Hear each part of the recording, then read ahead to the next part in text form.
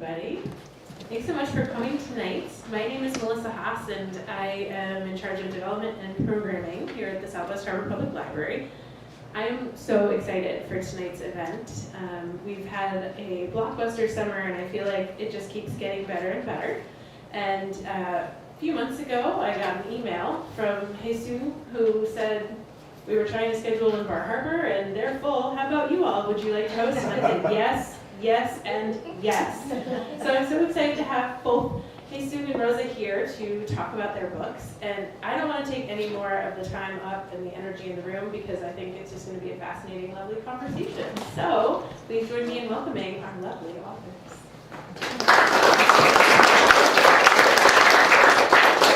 Thank you so much for being out here. I'm Hyeseung, and this is Rosa. And I want to just say thank you to Melissa again, Kate, and eReach for having us today.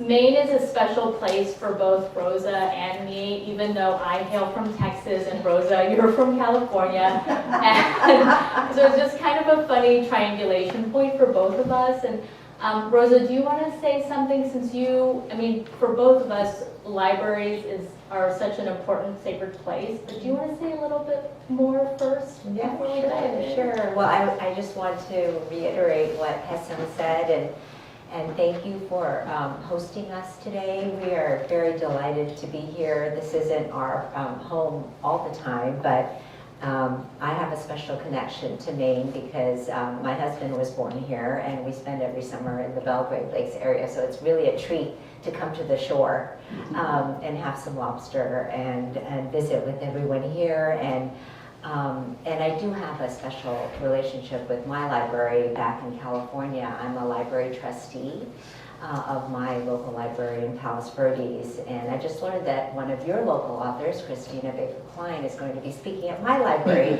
in October. So this is a library love affair, which is wonderful. So libraries have always played a special role in my life, and I wanted to ask Hyeseung, we're friends, but we've only really been friends for a couple of years, and you can talk about that. So whatever she says tonight, I'm kind of learning a lot of the things for the first time too. So please tell me about your experience growing up at libraries and where you grew up and how it led you to write this book. Yeah, so I wrote a memoir, and Rosa and I will talk a little bit, because Rosa wrote a historical fiction novel based on a lot about her family story, but I wrote a memoir, and it's really set a lot in Texas because that's where I grew up. My parents immigrated from Seoul, South Korea in 1980, and my father was chasing after something he called big money. He was trying not to be a millionaire, but a billionaire, and that really drew him to Texas because his background was in oil. And he was looking to really be very entrepreneurial, but he started kind of like get-rich-quick schemes, and one after another. And there a lot of the book, if you read the book, it's a lot about the different schemes that my father started when I was younger, which is anywhere from selling fake Gucci's on the side of the road, or starting an aluminum smelting business in West Houston.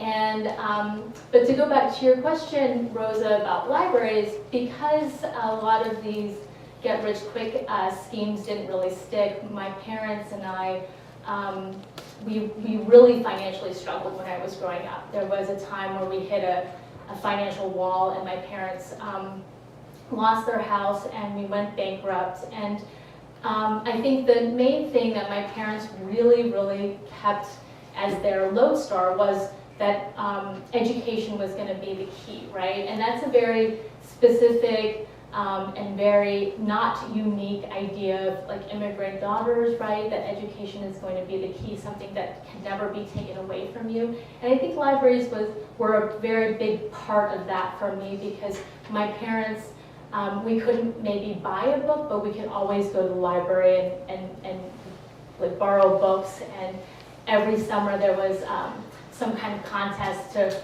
read how many books, whatever book you can, how many books you could, and that was something that was really special in it to me and to my family when I was growing up.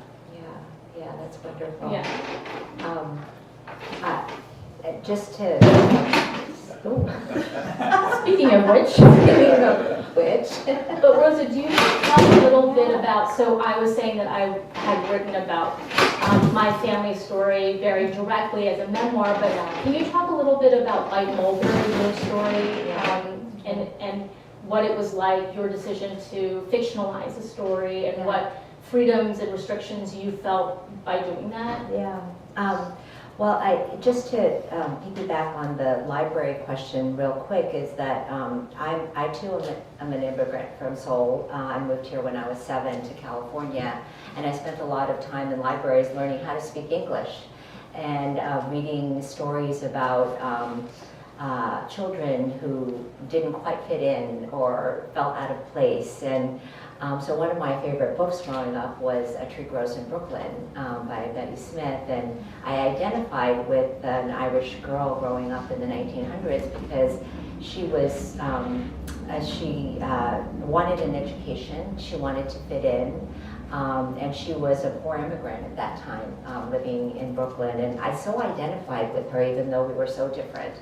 And so I held on to that feeling I had when I read books like that. And so when I learned of my grandmother's story, I was just so moved by what she went through as a child and as a young woman that I felt I needed to preserve the story because I knew it would be lost if I didn't. So I had a family story that I really wanted to make sure it was passed on to the next generation. So I interviewed my grandmother when she was alive, and I basically sort of worked on this project, or have been thinking about this project for about 40 years. When I was a junior in college, I spent my junior year abroad in Kyoto, and I learned I had a whole Korean-Japanese side of my family who lived in the Kyoto area. So it piqued my interest in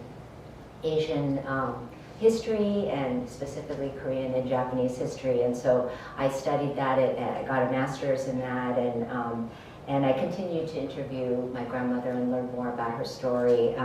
But when she passed, I wrote it as a family memoir. I mean, just like Hyeseung wrote a memoir about her own life, I wanted to capture my grandmother's life in her own voice. But I realized that there were a lot of gaps, and that I didn't know because it was her story. And I wanted to enrich it and ensure that others could embrace the story and be moved by it as I was. And so I took a stab at turning it into historical fiction, and I was, after 10 years of writing the fictionalized version of my grandmother's story, it finally became published in December of last year.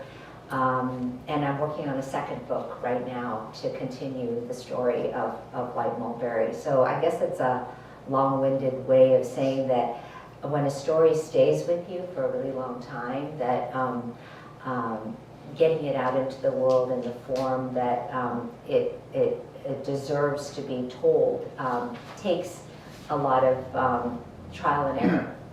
So it's been a lifelong journey for me to see this book out in the world, and it all started with reading books like A Tree Grows in Brooklyn in the library and wanting it to be more of a coming-of-age story. Speaking of coming-of-age story, I'm curious to ask Hyeseung, because I know a lot of her book is based on her formative years growing up in Texas, and how did you approach writing about your life? Because it takes a lot of courage to write about yourself. It's a lot safer to escape to historical fiction. I don't think so. I think it's just very different, and the challenges and the freedoms are different. But so the funny thing about Rosa and me and our writing projects is they're both kind of long-winded, windy trajectories. But I started writing my book. So I went to Princeton for college, and I had a lot of mental health problems when I was in school. I was just depressed and really didn't know how I was feeling, and there wasn't a really strong vernacular about mental health in the late 90s, early 2000s. I think we've gotten a little bit better now, but I was very depressed and I really didn't know and kind of thought it was some kind of existential crisis. But a dean strongly encouraged me to leave school, and my parents, they sent me back to Houston, and my, first generation immigrant parents were naturally horrified that their very achieving academic star daughter had been sent home from Princeton. And so I wanted to move, I think, to the Midwest and do like an internship, because I really wanted to have a chance at a sort of like a Rumspringa, like a life where I was really doing what I wanted to do for the first time. But my parents, as a bootstrapping measure, sent me to Korea, which was my home country, right? But it really wasn't my home country. I had been laboring under this misapprehension that I was like a Korean in America, so how hard would it be to go to Korea and be a Korean in Korea? But I really wasn't a Korean, really. I was this sort of third distinct separate thing, a Korean American. So when I came back after a year in Seoul, I had a good sense now, or starting to have a good sense of my identity, racial identity, as this third distinct separate thing, Korean American. And I really kept thinking the person who established the infrastructure of my life was my father. He's the one that brought me to America with my mother, and we had this life in Texas, which was a bizarre, colorful existence of trying to make billions of dollars and failing all the time. And so I ended up taking to the page with a lot of curiosity about the origin story of my life. How did my dad, how did my mom shape me? Was I something that I was, separate from my family too, essentially just myself? So I wrote all of these stories. And the first stories that I wrote about my family became the first chapter of my book, Docile. And the book came out last year when I was 46. So I started writing those stories when I was 20. And the book came out, 26 years later. So also a long, windy story. But to your point, which is such a good question about what is it like to, I think the way I'll interpret your question is like, how do you look back at your old self and have like any wisdom about, well, I think you obviously, with a memoir, there's a character who is you in the story, and then there's a narrator, and then there's, the writer, and all of those people happen to be the same person, but they're sort of like distinct entities or aspects of the same person. And so that's how I conceptualize like writing a memoir. But I knew when I was publishing the memoir that I would outgrow the wisdom of the book someday. Like the book came out when I was 46, and I was like, well, what would it be like when I'm 60 to read this memoir? What would it be like to be 70 and read this memoir? God, permit me to read it when I'm 80, and what would it be like to read this memoir and like not realize that you have really outgrown certain ideas in the book because you have experienced more and more and more. And that's a beautiful thing, right? Yeah.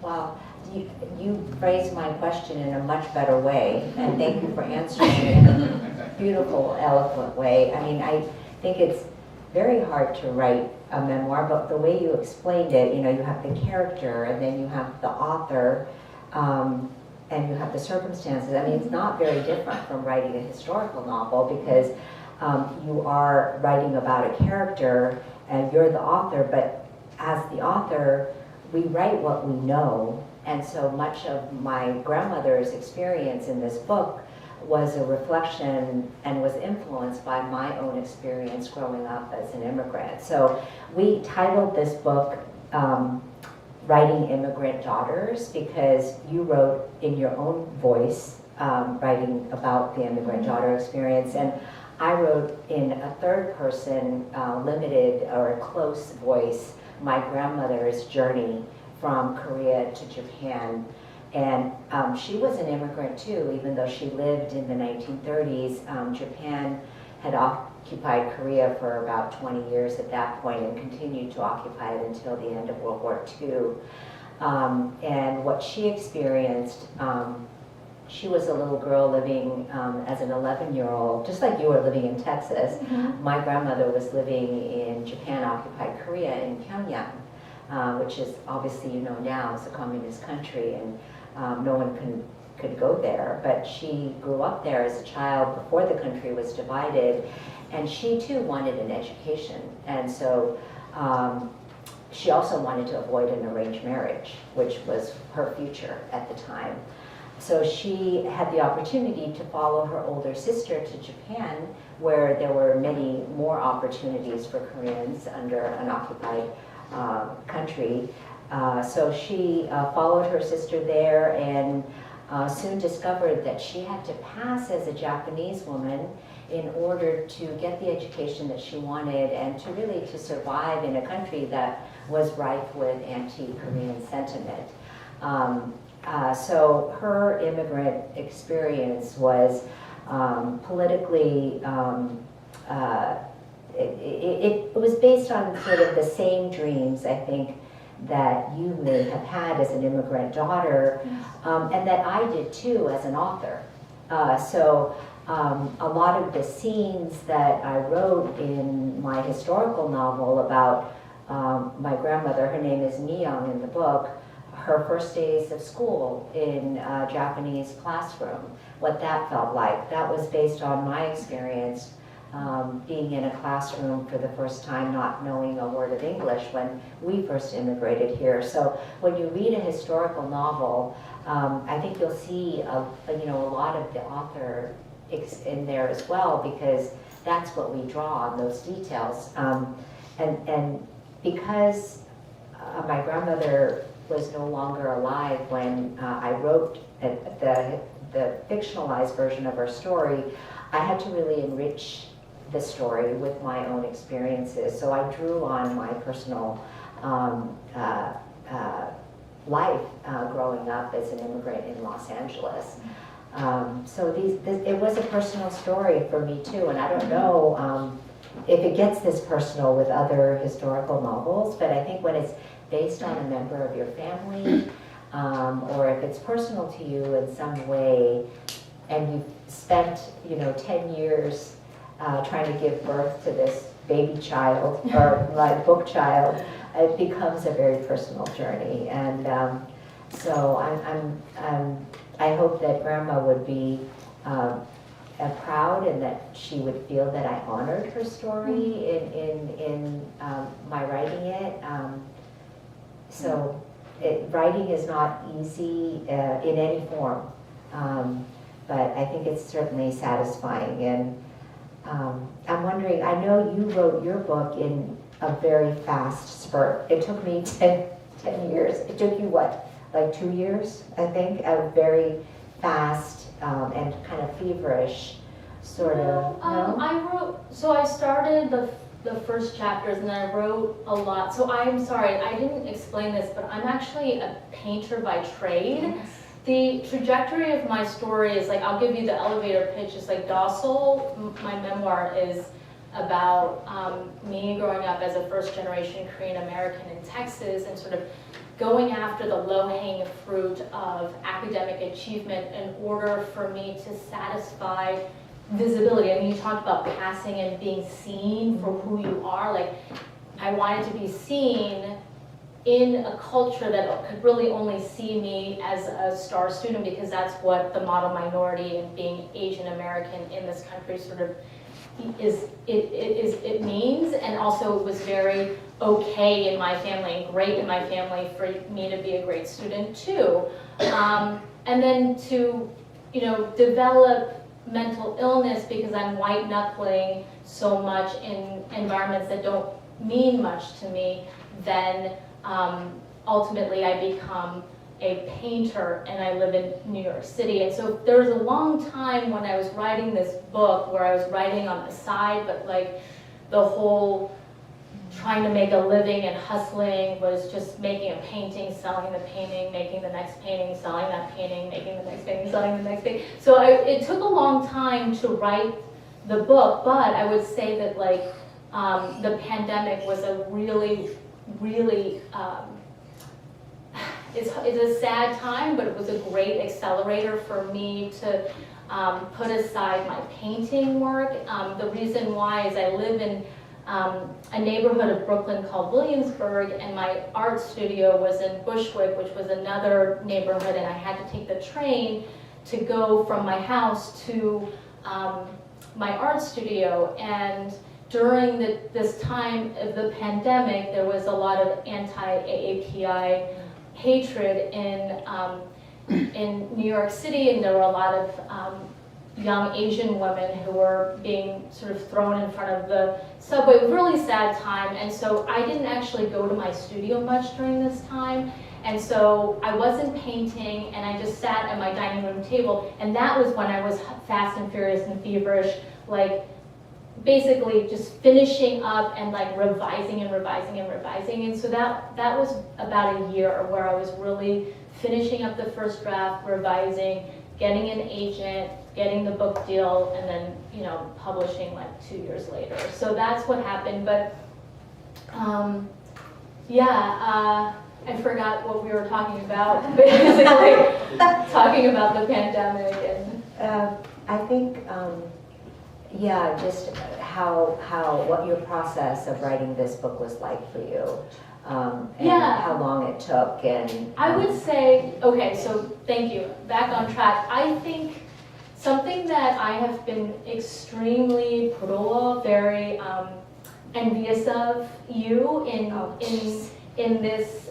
So I've known Rosa maybe 2 years, and the reason why Rosa and I became really very fast friends was we met through a couple of different ways. There is an Association for Writers Programs and Writing Programs conference, which is a big writing conference that happens every year. Like 10,000 people. It's like 10,000 people go.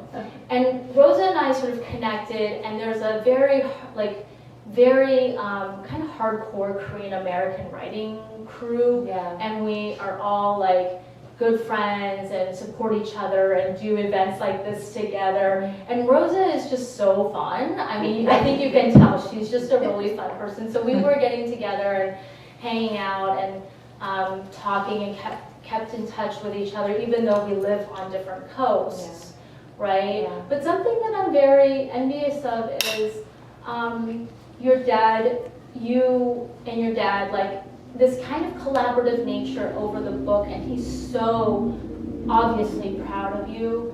He's like reading the manuscript and just coming to events, and you guys just did the Korean American Story. It's a nonprofit that lifts up Korean American stories, like sort of in like oral stories through video, and you and your dad did that in an intergenerational video story, and I just think that is so beautiful, and I'm very envious of you that you were able to do that. Thank you so much. I should explain that this book is my paternal grandmother's story, but at the end of the book, a character appears. His name is Ko-chan. He's a 6-year-old boy, and he happens to be based on my father's character. And the second book that I'm writing now is what happens to them after the events at the end of this book. And it's half Myung's voice, who is my grandmother's voice, and half Ko-chan, who is my father's voice. So it really explores intergenerational dynamics and the parent-child relationship in 2 points of view. My father's still alive. He's 88. He lives 3 doors down from me in Los Angeles, and somehow I ended up living 3 doors down from my dad. I don't even know how that happened after being married for almost 33 years, and living on the East Coast and in LA. But I think there's sometimes things happen for a reason, and I was fortunate that I was able to interview him and that I'm still able to talk to him about his life and what happened. And as Hyeseung said, there was an opportunity to interview my father because he lived in North Korea as a student before the country was officially divided. So in 1946, he lived in a northern town called Siniju, which borders China. And he talked about wearing, a little red sash around his neck, and how in the schools they would convince him that communism was great. And his mother, I get into that in my second book, but I'm just fortunate that I got a chance to speak to him, and so I know that I'm very grateful that he's still willing to speak to me, but it wasn't easy. And part of my interview with him and this oral history project was really to talk about intergenerational struggles of communication. I had, when I asked him stories about his past, he would often say, well, why do you want to know?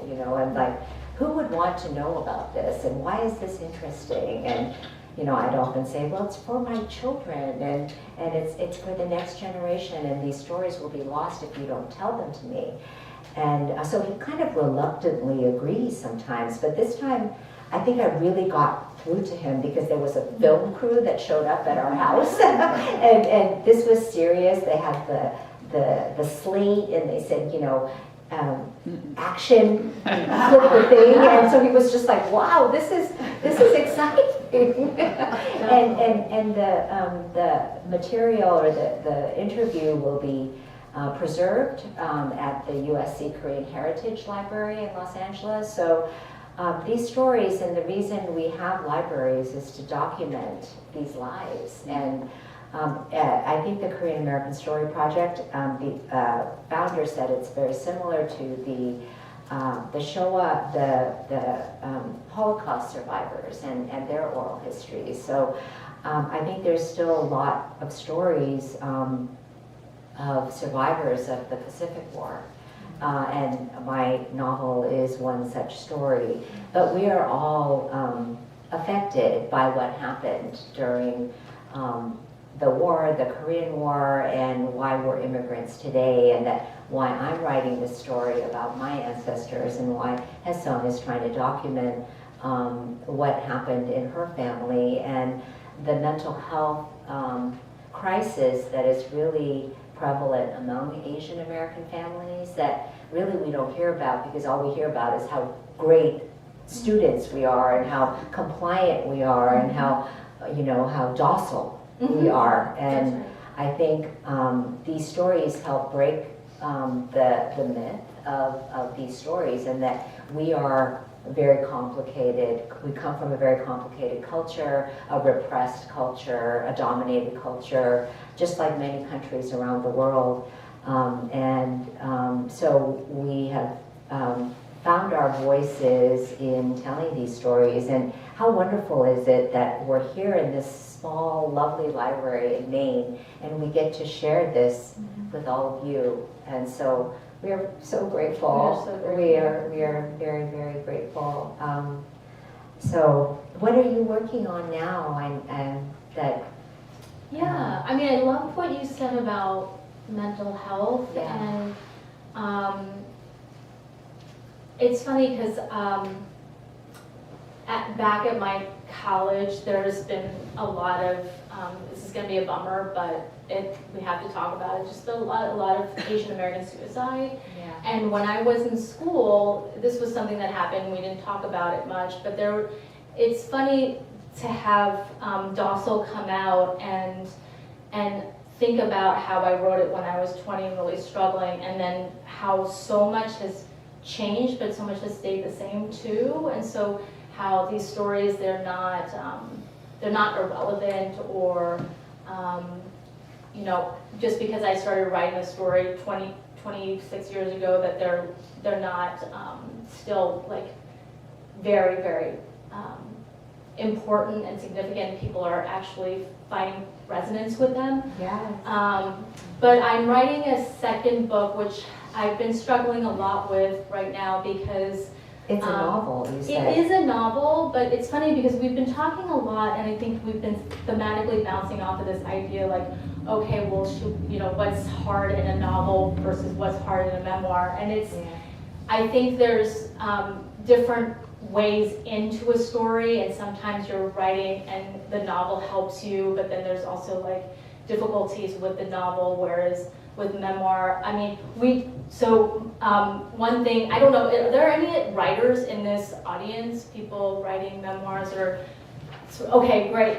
So like, are you writing a memoir? Okay, yeah. So I think for me, one of the main problems that I was 40 years, you know. Yeah, no worries. That's a long time. It's gonna happen, don't worry. But it's like the idea of like the ethics of writing about other people and permission, and like if I'm writing this story, who is, what you were talking about with your father, like how do you sort of get there okay, because you want to obviously be able to talk to your dad and love your dad and respect his point of view as well. So I think when I'm writing this second book, it's a lot about mental health. It's about this like very compressed time period in which my mother passes away, my father moves in and lives with me in this one-room studio in New York City, and that's sort of the material, the fodder for it. But I think it's been very hard for me to find a way into this story. It's been wanting to be fictionalized. It's pushing me to write it as a novel, but I also feel like it's a little bit like this is the part of my life that I feel so like curious and ashamed about. And I think that in memoir, the best memoirs to me are the ones where it's very obvious that someone could not outrun the story, and so they had to turn to the story and really put the light of sterilization onto the story and say, okay, I'm ashamed, but I'm going to figure out why, because so much trauma in our lives happen because we don't want to talk about it, we don't want to remember these stories. There's no reason that we actually have to hurt ourselves over and over and over about these stories. So I'm in this weird place where I'm not sure if I'm writing it as a novel or as a memoir, but I think it wants to be a novel. They say you just have to write the story and go from there. Yeah, and I'm excited about, one thing that is kind of interesting about our publication journeys, because we are both like debut authors, and we're a little bit older than most of our friends who came out with their debut novels or memoirs. So there's always hope. Yes, exactly. So I came out, and my book came out with a publisher called Simon & Schuster, and your book came out with an imprint of Amazon, and your book deal was really interesting because you actually had a 2-book deal. Yeah. So do you want to talk a little bit about that? Yeah, I think public publishing is so opaque. I mean, I was a reader before I was a writer, and I always just loved reading, but I had no idea how it got into my hands. But it is a big journey. We both have literary agents that we had to query, and they had to believe in our books enough that they took us on as clients without getting paid a penny until they sold it to a publishing company. So my agent was able to sell it to Lake Union, not only as this book, but with the second book as well. And I sold the second book on a 1-page synopsis. So I was very fortunate that the acquiring editor of my publishing house believed in this story so much, because this was completed as a, I don't know about you, but for fiction, the entire manuscript has to be complete usually in order for an agent to take you on as a client. In nonfiction, it's a little bit different. You can submit a proposal, which is a condensed version of the book. So I had my full manuscript, and we told the publishing company that oh, we have an idea for a second book as well, and she said, well, what is it? And so over a weekend, I wrote a one-page proposal about the second book that I hadn't yet written, and they said, great, we'll take it. We'll take both of them. And then you were like, shoot, I have to write it now. now. I have to write it, and I had like a year to write it versus 10 years, which I had for the first book. But fortunately, I finished what Hyeseung described as a shaggy first draft, what they call a shitty first draft, if you follow Anne Lamont, or like a rough draft. But I finished because I had a deadline. And so we'll see. There's still many revisions that I have to go through with all of my editors. And so once a publishing house buys your book, and they buy it, meaning you get an advance for your book, a certain amount of money that you can apply towards your author expenses, or just, as compensation for what you've done, and the work that the money you may need to write a future book. So I forgot where I was going with this whole line of thought. I was asking you about your second yeah, book. yeah. So the second book was just completed, Yeah. and it's going to go through a lot of revisions. So this is where I was getting at, because when you publish with a traditional publishing company, you have many editors who are looking at your book, and our experiences might be a little bit different too, because I had like 7 editors looking at my book. I think you had, your book was so good that it needed no editing. That's not true. and mine was the needed shaggiest 7 books. and mine needed 7 editors in order to get it right. But I had a Korean language reader, I had a Japanese language reader, I had a cultural sensitivity reader, because these are takes place in a different, country and time, and so there were aspects of it that were needed to be scrutinized more than, I think, a novel, a memoir, where it's really based on your memories and your life. They had to fact check my book, and I asked them to fact check a few things, and so there was a lot of collaboration between me and the multiple editors that I had, and I was very grateful that I had so many eyes looking at my book, and in the end, I think it became a better book as a result. But your experience sounds a little different. I mean, I had that you perfected it in the first round. I mean, I had one editor, my acquiring editor, who did what was called a developmental edit, which is basically like she read the manuscript, the shaggy rough draft that I gave her, and then she basically gave me sort of like high-level developmental note, and the developmental note was basically like, oh, so they bought my book on proposal, so Rosa was talking about proposal, which was they bought not reading the entire draft, but reading just a few chapters and synopsis and sort of like a very quick marketing plan. And my editor who was Korean American, that was really big for me. I wanted a Korean American editor. And I was thinking there's never going to be a Korean American editor, because publishing is very white. And so she read it, she loved it, she bought my book like within like 3 hours of my book proposal being out, submitted in the semi-public space of publishing. And she said, oh, after I read your entire manuscript, I had always thought, having read your proposal and buying your book on proposal, that this book was really a lot about your dad, but the beating heart of the book is your mom. Your mom is, the mother-daughter relationship is so key. Let's pump that up a little bit. And it's true, I would say, like my editor was right. the mother-daughter relationship, if anybody's read Vivian Gornick's Fierce Attachments, that memoir, that's like one of my favorite memoirs because the mom and the daughter are almost like romantically, psychically, psychologically, toxically intertwined. But that is sort of the way I was intertwined with my mother. But I would say that sort of the person who gets the first and the last, the sort of the circularity of the book, and the person who gets the last note and the last word is my father. And that goes back to what I was saying before with, you know, the first time I started writing about my family, wondering why my dad was the one who was really calling all of these sort of second order shots of my family.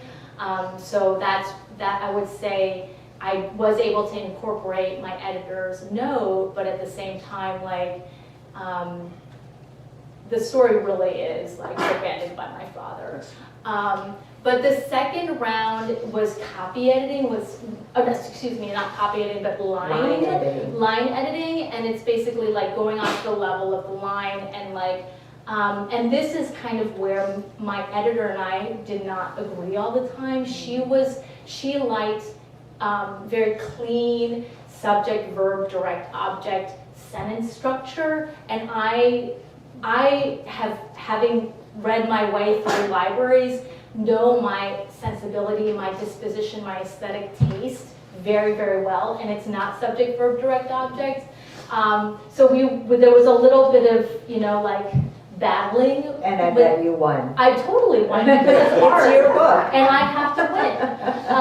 And then after that was copy editing, where really, really smart people come and they look at and make sure that you have the past participles right, nothing's dangling wrong, and also, yes, semicolons, semicolons. Comments. They're like, you love an M dash, and I'm like, I do, and they're like, maybe love it a little less.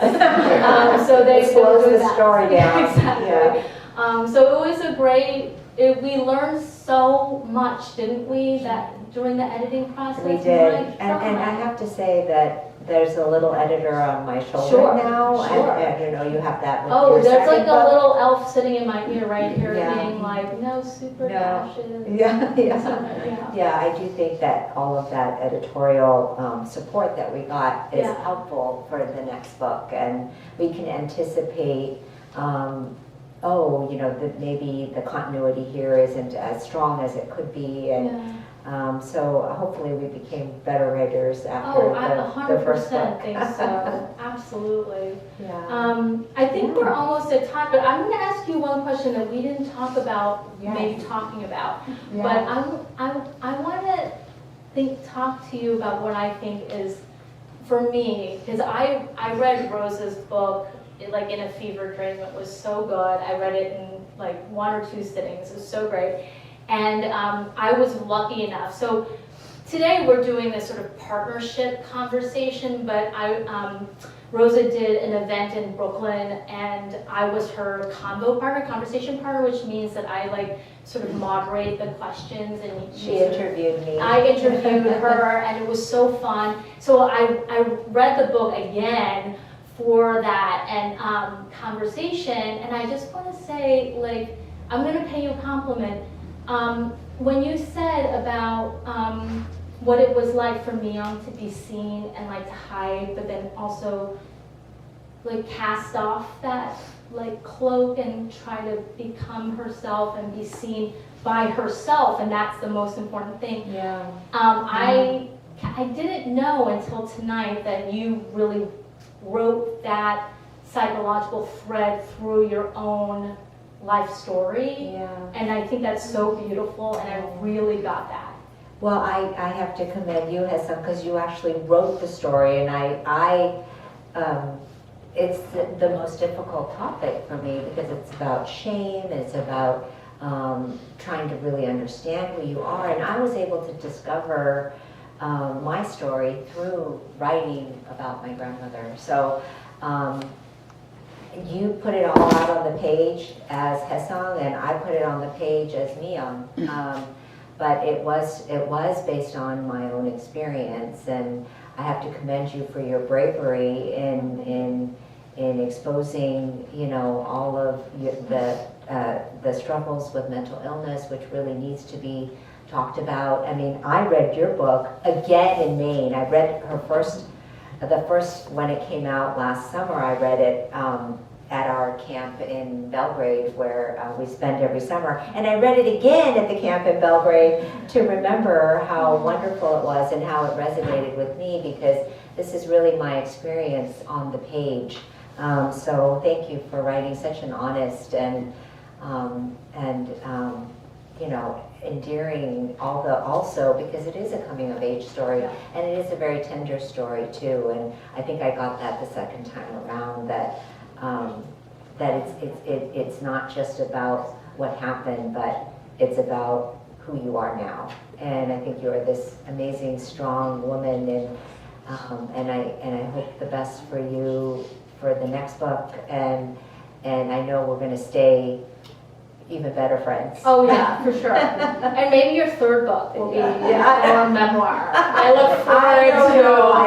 I think that's too scary for me. Okay.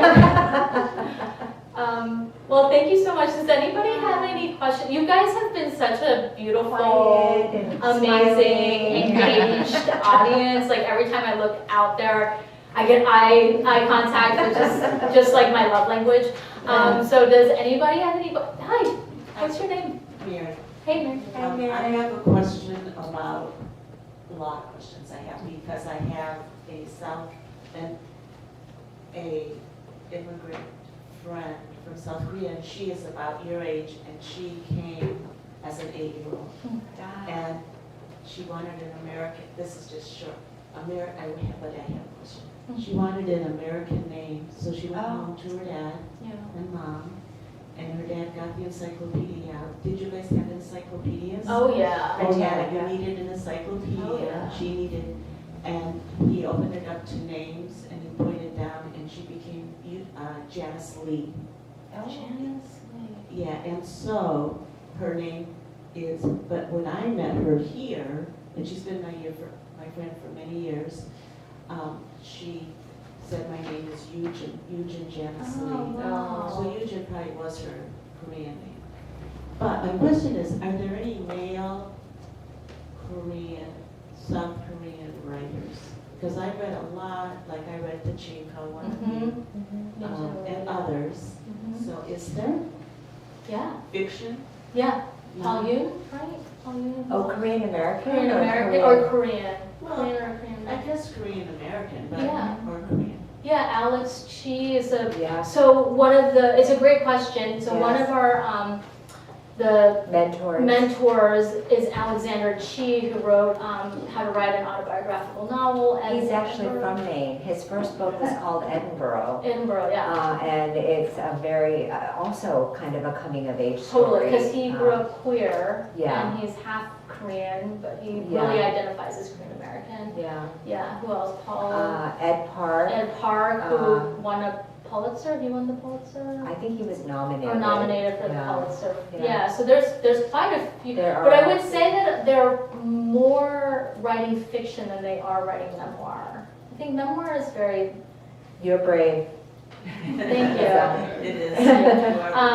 But thank you. But I think, so Rosa, when you came, did you choose Rosa or did your parents choose So, Rosa? gosh, our naming stories, I mean, what's in a name's everything. Yeah. My parents didn't know what to name us. My Korean name is Hyeseung. And when they came to the US, they wanted us to assimilate. They came in the early 70s, and it was all about becoming American as fast as you can. Yeah.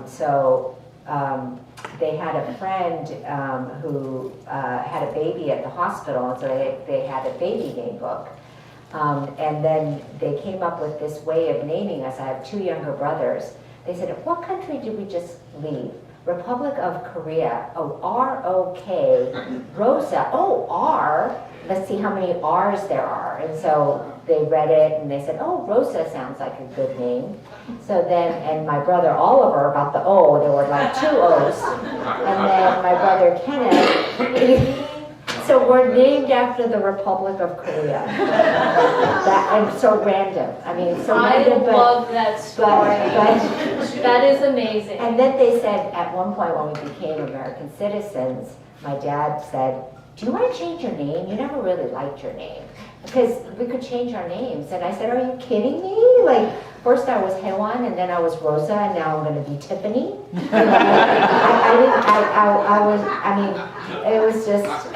Yeah. No, totally. It was, but I'm so proud of you that you kept your Korean name, or that your parents decided to keep your Korean name. So yeah, so I was born in Korea, and I ended up keeping my name. But in the book, there's a seminal interaction that I have with a third grade teacher when my parents go bankrupt and I moved to a new elementary school in a different part of town. And this is Texas, and so the third grade teacher looks at my name, which is Hyeseung, and she kind of texifies it, twangs it up, and she's like, "Hi, Hyeseung," and I never and then there have been like years and years and years, and it wasn't only the last couple of years where I've been sort of transitioning people to the Korean pronunciation of Hyeseung, but like all my college friends still call me Hyeseung, because that was the way it was easy for people to pronounce it, because like my vowel sounds, they don't exist in American English. And so I was trying, but I think it's in the zeitgeist now for people to want to try to do the right thing and say the right pronunciation, which I really appreciate. So, and then my sister, she was born here, so she has Sarah. So she's Sarah Tuna. So that's it. But thank you for your question, That's Mary. a great question. I love That's it. a great question. Thank you. Hi. Hi, how are you? Good, how are you? Good. Thank you. I think I'll have to read both of your books to get more of an answer on this, but what I was struck with both of your talking about yourselves is the meta theme of invisibility. And, so you have like this, of course, our invisibility of mental fragility, invisibility in particular of being women, invisibility of being immigrants, invisibility of being particularly East Asian. In our culture. We're a culture that loves to silence and to make East Asians invisible. And I don't know if loves it, but certainly does it. So can you just maybe just talk about that tender part of invisibility that both of you addressed? That's a great question, and thank you so much for the beautifully sensitive way you put that. It's so insightful. Thank you. I mean, so my book is really premised on the model minority, like using that phenomenon of model minority, this idea that all Asian Americans are STEM excelling tryhards that can be counted on to maintain the status quo, right? To be silenced. I never use the phrase model minority in my book, even though that phrase entered the vernacular, I think in 1969, with a sociologist who wrote about the Japanese American model minority, that they are great citizens unlike other immigrants because they don't talk. They can be counted on to do the right thing and work and just pay their taxes, right? Everything that is sort of the same kind of language that we hear today, right? But really, the reason why in my book I show that I'm trying to be seen in a way by the culture, white society in Texas, or my immigrant parents, it's very easy to fall into the trope of being the model minority. But the antithesis of the model minority is not to think of the scarcity concept, that like you have to keep on accumulating achievement, getting better grades, winning. It's actually, you think that because we live in a capitalistic society that we have to keep on accumulating, like the opposite of scarcity is abundance, to get more and more and more and more. But that's not true. The point of the story is that your worth is not on a scale from a trajectory of like scarcity or abundance. It's to eschew that whole line, step off of it, and go towards no calculation. You are not good or bad or not worthy because you do so many things or forget to do so many things or don't do so many things. It's that you are enough, no matter what. It's to like not think about that line and step into enoughness. That whatever we do, whatever we fail to do, we are okay.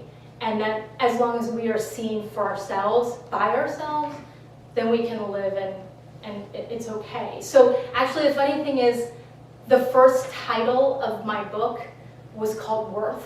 And I actually really liked that title, but my agent and editor both said that sounded kind of, do you know who Susie Orman is? She's the financial advisor. They were like thinking it was too like financial help, self-helpy.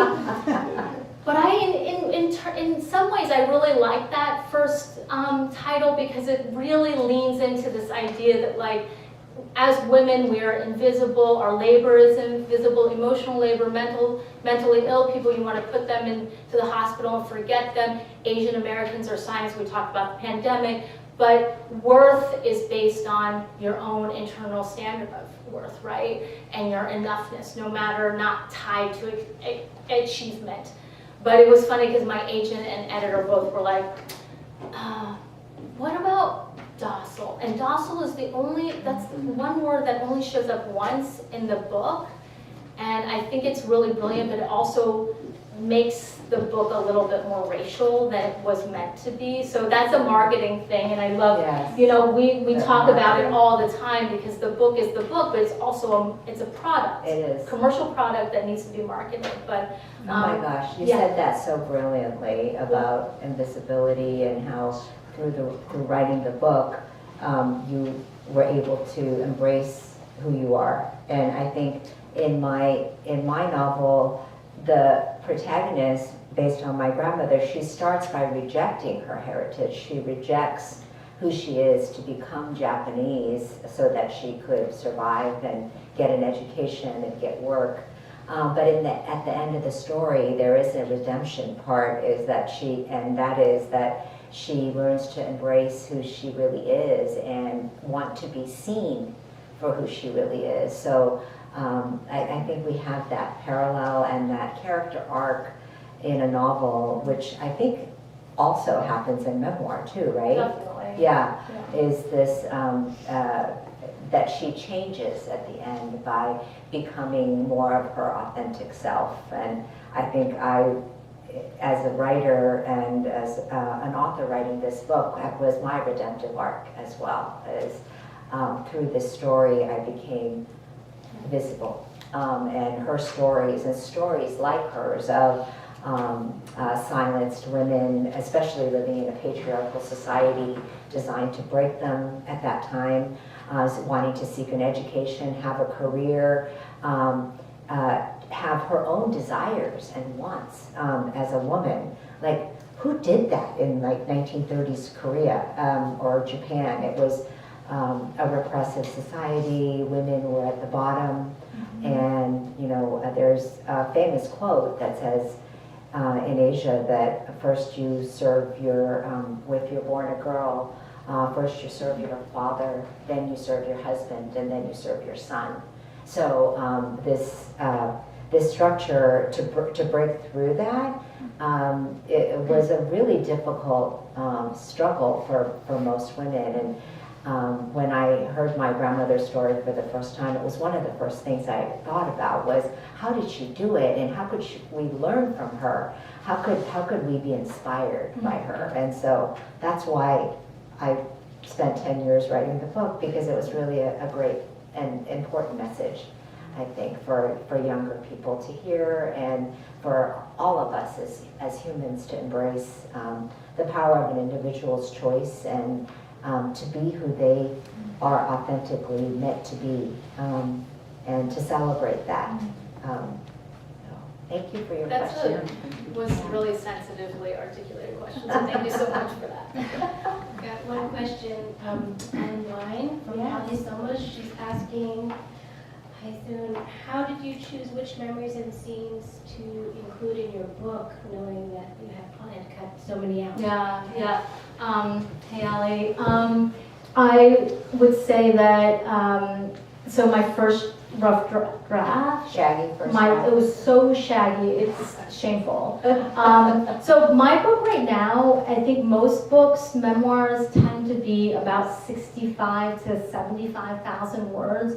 I will tell you, my first rough draft was like, it's embarrassing, it was like 110,000 words. It was just Wow. too long. And I think this question is a great question because it's asking, like, you are talking about and writing about all these scenes of your life, all these memories. How do you know which to sieve and which not to include? And there was a really big chunk of my memoir that I just completely excised, and I realized I wasn't really doing myself and my story any favors. My book is really one of the best compliments I've ever gotten about my book is that it's a page turner, and I wrote the book not like many other memoir structures. I wrote the book based on novel structures. It's like social realism, sort of like Pachinko. Like, I really wanted the book to be pleasurable to readers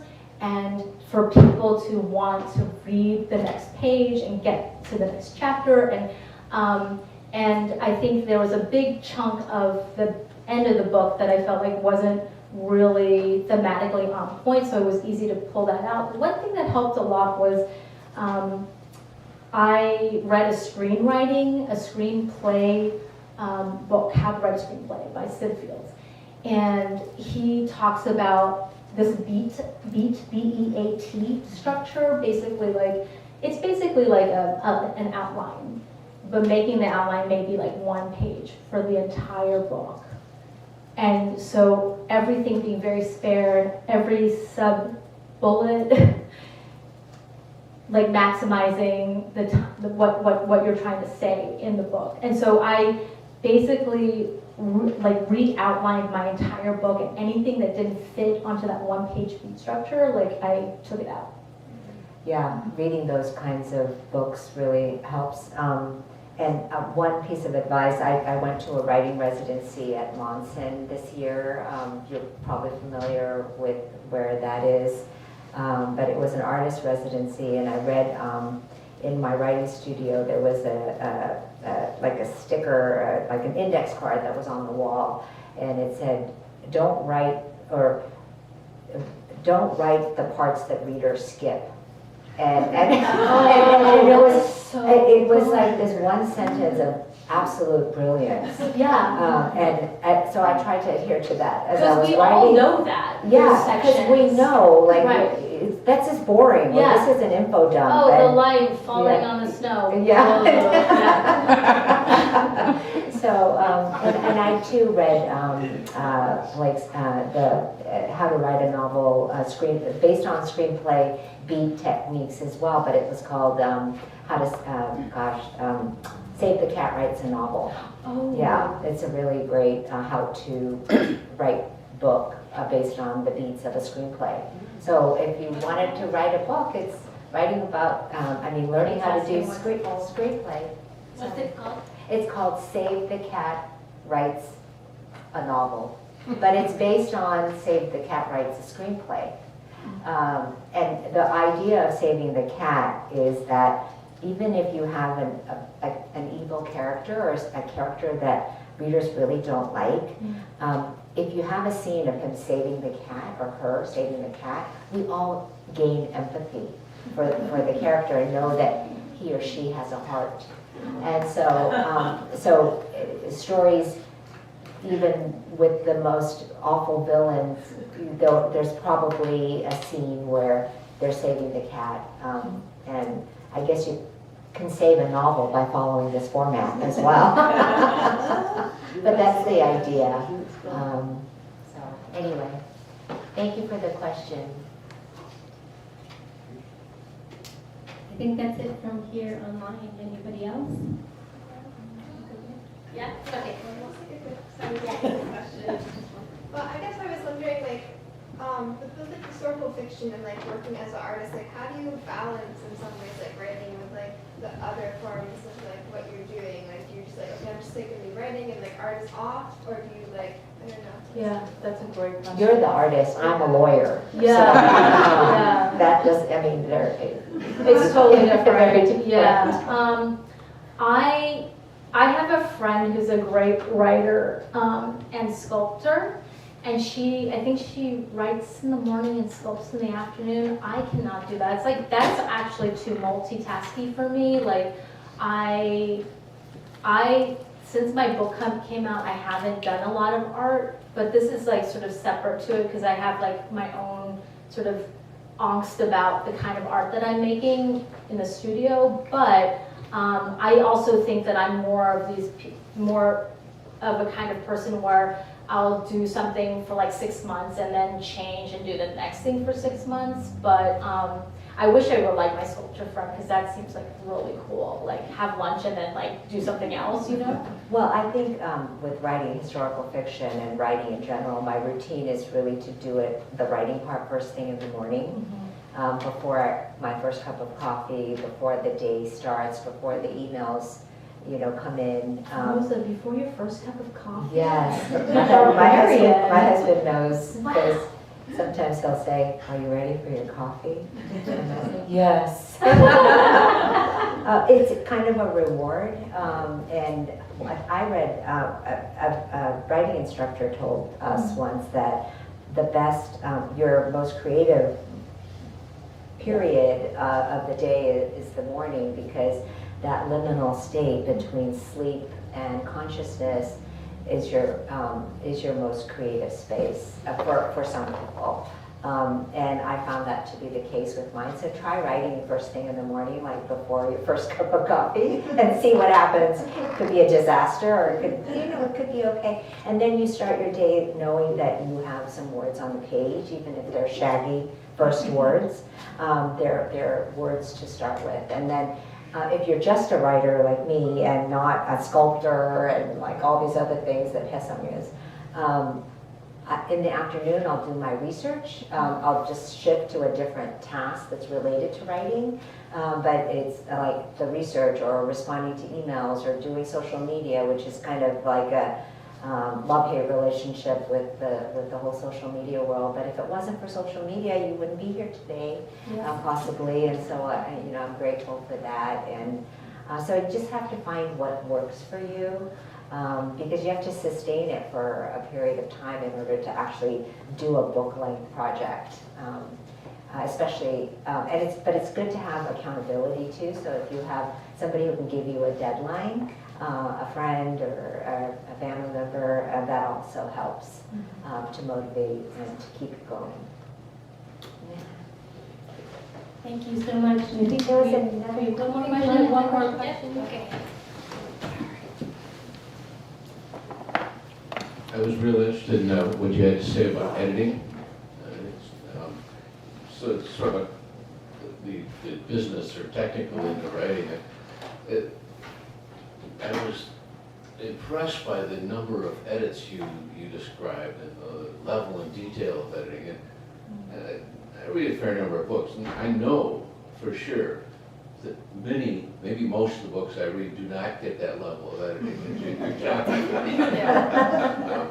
So did you just get lucky, or is Simon & Schuster a really good publisher?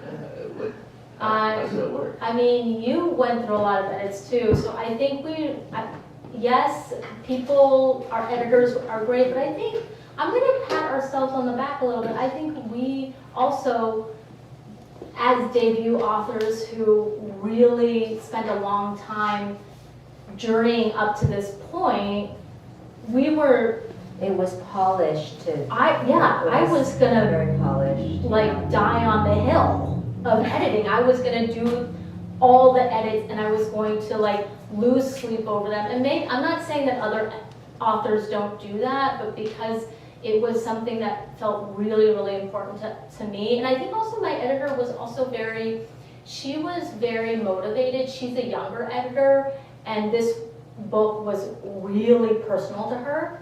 So I think that's one of the reasons why we battled a little bit with our line editing, because she wanted to see her vision come to fruition because this book was so important to her. I don't think that she edits other books in that kind of way. I mean, I think she's a great editor, but like really was doing a lot for this book. And also, I am totally maniacal about stuff like that. So I was doing any trick that like another author gave me, another writer gave me, I did it. And I'll give you one trick that was really weird. I read the whole book multiple times from back to front.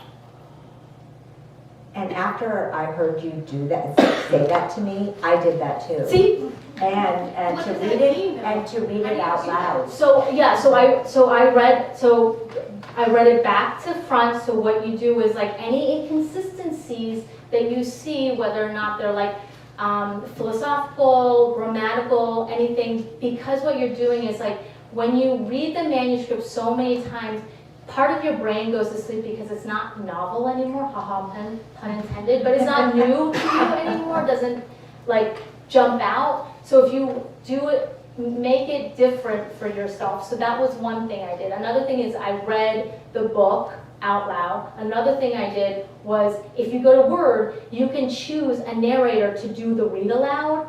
It could be Samantha, it could be Alex, it could be Jason. With So a British accent with a British or a Texas accent. accent. You know, and I had them read it out loud, and I would not watch, like I wouldn't read along with my eyes. I would listen, and orally, you know, I would hear any mistakes, and that was really, anything that you can do to make it a little bit different and not familiar is really great.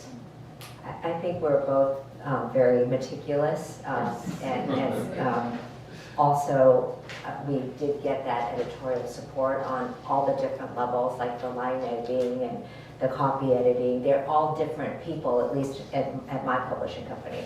So it wasn't the same editor seeing everything. The developmental editor was different from the line editor, it was different from the copy editor, it was different from, obviously, the cold reader, because that was just a random person who had never seen the story before. So this fresh eyes, I think, and fresh ways of reading, because you get tired of reading the first chapter, and you've read that first chapter 100 million times. And then so to read the end was brilliant, because you see your story, you have to pay attention, because you have to remember why that chapter was written and then the chapter before that. So, and then also to say it out loud, I read my novel to myself many times, and then I had, you know, Olivia read it with a British accent. I really like that. So. Thank you so much for coming. Thank you so much.